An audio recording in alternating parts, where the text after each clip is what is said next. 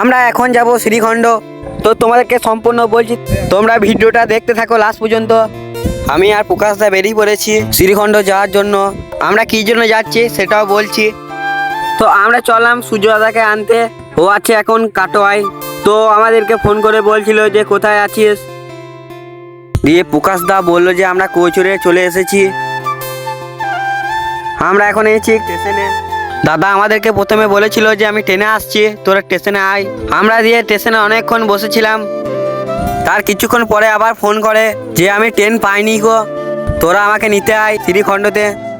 দাদা কাটোয়া থেকে টোটো ধরেছে, দিয়ে শ্রীখণ্ডতে আসবে।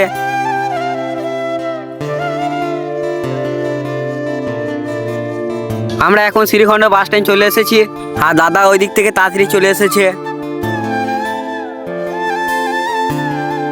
আর এখান থেকে আমরা আর কেউ গাড়ি চালাবো না, কো দাদা গাড়ি চালাবে। আর তোমরা অনেকেই বলবে যে কালকেকার ভিডিও আজকে দিচ্ছে কেন। দেখো কালকে আমার ভিডিও করতে প্রায় সন্ধে হয়ে গেছে, তার জন্য কালকে আর ভিডিও দিইনি গো। কালকে যাই বা ভিডিও এডিট করা হতো সেটা আর হলো না গো, কেননা আমি আবার এসে পড়তে গেছিলাম। তো ওইসব ছাড়ো, আজকের জন্য এই ভিডিওটা এই পর্যন্ত। দেখা হচ্ছে আবার অন্য কোনো মিনি ব্লগ ভিডিওতে। ততক্ষণের জন্য তোমরা সবাই ভালো থেকো।